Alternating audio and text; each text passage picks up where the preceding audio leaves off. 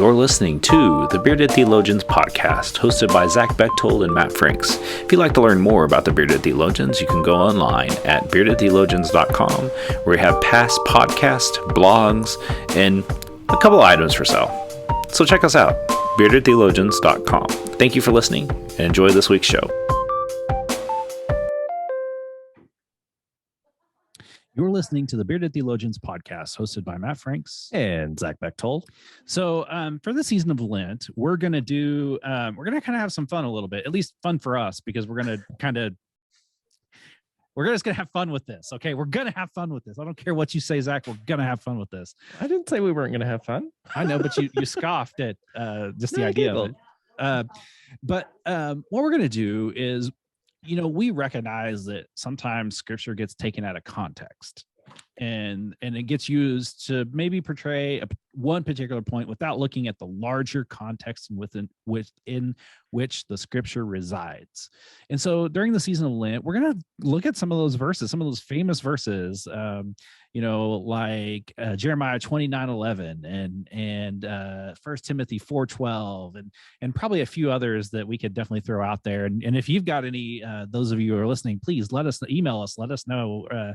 We would be glad to talk about those things. But as we think about these scriptures, Zach and I have a love for scripture and love reading it and love having conversation over it. And so, we're taking this seriously, but we definitely want to have some fun with it as we think about this, as we think about these scriptures and how they've been used or are used or could be used. And so, Zach, as you today, we're going to kick off this series with 1 Timothy 4:12. You and I are both from youth ministry, and this is one that we both have put on t-shirts in our past. And so, Zach, unpack the verse, but then just kind of, unpack it as you think about it and how it's been used out of context. Yeah, certainly. And it's one of those things where we're trying to figure out, right, bring it all into the full context of what it is. And, like Matt said, we've put this verse on t-shirts, and we've certainly walked through certain stores with signs and seeing on social media really pretty verses, but it's one, and they sound great until you begin to dig into the thing and be like, oh, there's more here to it. That's what we want to do. And so what I want to do, I want to remind you what 1 Timothy 4:12 is and talk about it a little bit, and then we'll give you the full reading that surrounds it, right? Just because what are we doing if we're going to say, hey, don't cherry pick and then not give you the fullness of it? So the one verse, 1 Timothy 4, chapter 4, verse 12. Don't let anyone look down on you because you are young. Instead, set an example for the believers through your speech, behavior, love, faith, and being sexually pure. And as Matt said, this is certainly one that's used in youth ministry all the time. And usually it's used in the, well, young people, take up your banner, do all the things. Don't let the older folks tell you can't do anything, right? They have to listen to you because you're young. And Paul gives us the permission to do that. And be believers through your speech, your behavior, your love, your faith. And this is typically the one that gets highlighted quite a bit in youth ministry. Be sexually pure. If you're going to do this and have a voice, you got to do these things, young people. And so, but what's interesting is Paul is writing to Timothy, a young guy that he's sent out to help lead. And Matt, why don't you bring us into the fullness of what old Paul's trying to get at with young Timothy here? Well, I would push back with you and say this isn't Paul. This is actually one of his disciples that wrote this. Attributed to Paul. Definitely. I agree. This is not one of the ones that I don't ever say this is Paul. I always say this is a disciple of Paul. Agreed. I'm in that camp. And so please go ahead and send us notes proving me wrong for those of you that are listening. I'm not in that camp. I'm with you, but for the sake of what we're doing today. Yes. I think the writer here, I said it in the beginning, and Zach definitely hit on it. We have to look at the larger. We have to look at the larger spectrum in which this one verse falls. I know for both of us as former youth ministers, youth ministry and recovery, we have definitely used this verse, but I would almost suspect that both Zach and I definitely didn't talk about sexually pure because, well, one, the teenage boys are giggling and snarkling at what that may mean.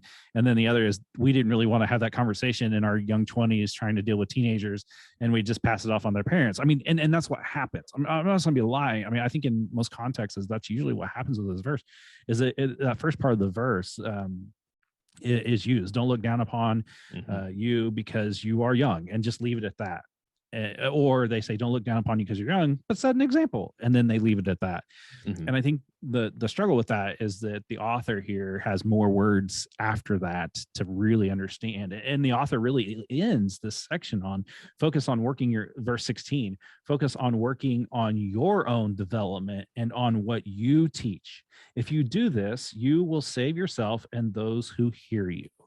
The author here is definitely pointing towards a larger picture of being not only just faithful in what you do, be an example, but you do need to work on your own development and work on your development, and not anybody, and people will see that in what you do. Well, and that's the thing. That's this whole section here. It's spiritual leadership is what does it take to be a leader? And we just spent a whole mess of weeks on discipleship, right? In building up our faith and our practices through that. And that's what this is. Go do the work. Go and be active in your faith and in your development and see what happens. The authority will come along with that as you're a young leader.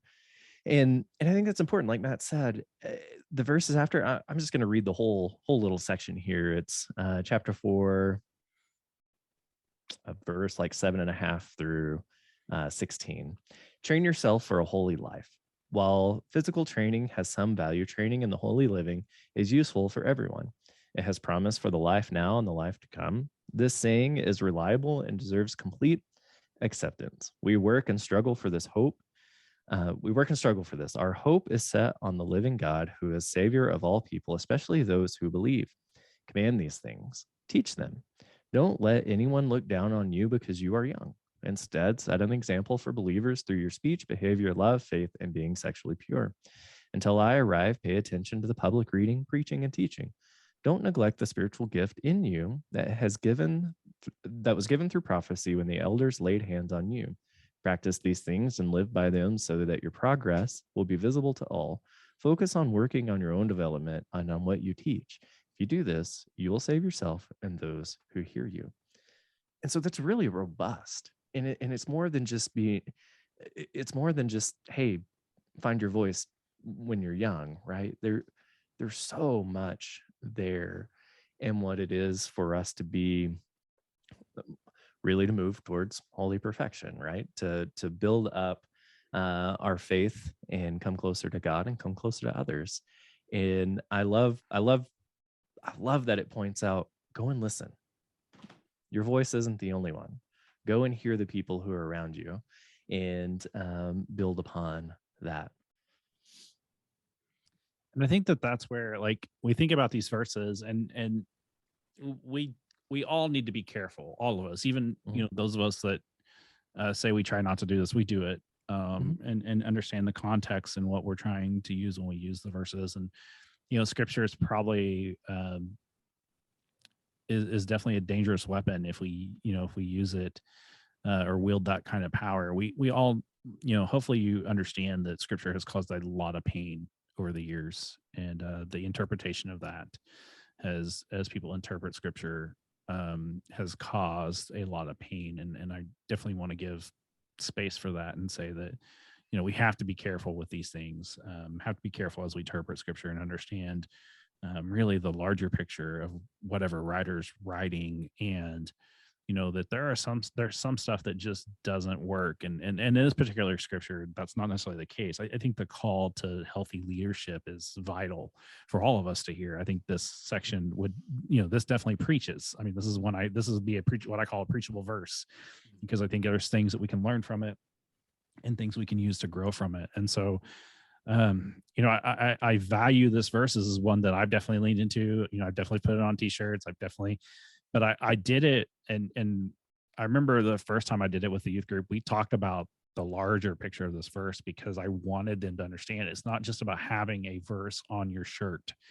It's about understanding where the verse comes from and really what the verse is saying on a larger scale versus just the one verse that we read. Well, and I think that's the thing, right? It's my pet peeve that if we're going to preach, let's use the fullness of it. We have the time to unpack things. But if we're just putting one verse out there because it sounds pretty and ignoring everything else around it, that's when we begin to get in trouble, right? That's when we begin to miss the bigger picture. And we'll touch on some of those verses that traditionally that happens with quite a bit later on throughout Lent. But like Matt said, this one isn't one of those. It has been used and it has harmed, and it has been left without the fullness of the context in a lot of places. But there's a fullness and a vibrance to it and a robustness. I can't get past robust. I mean, just when we look at these things in the bigger picture, there's a lot there. And I think we do ourselves as just people digging into our faith. For those of us who are preaching, we do our congregations and communities a disservice if we don't look into the fullness of Scripture, especially when we're preaching and teaching. If we're just using it to get our point across, I think we've misused our power, our voice, and the Scripture that's before us. Agreed. There you go.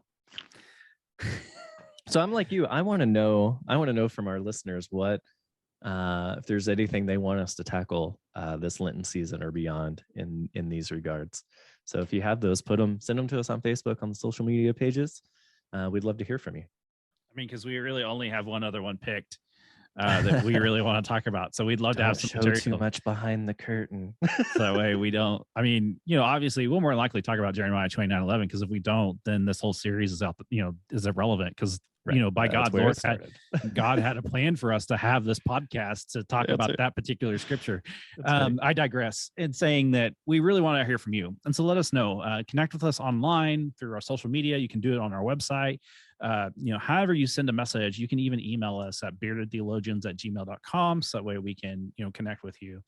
We want to encourage you to go to our website. We have some really great content for Lent, and even you can go back 3 years when we did the 40 days of beardedness, and we did a look at the Psalms, and we had a conversation on the Psalms.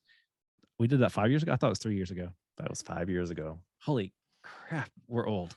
But encourage you to go to our website and check out all of our great content, and just drop us a line, give us the stars and the thumbs up, so that way we can get what we do out there for the world to see and hear. And so don't forget to check us out. So for the Bearded Theologians, I'm Matt Franks. I'm Zach Bechtold. Thanks for checking us out. Guys, I want you to subscribe and like this video and push that thumbs up. Thank you for listening to the Bearded Theologians podcast. Don't forget to like, subscribe, and share on all social media outlets. You can check out old episodes and more information at beardedtheologians.com. Thanks for checking us out.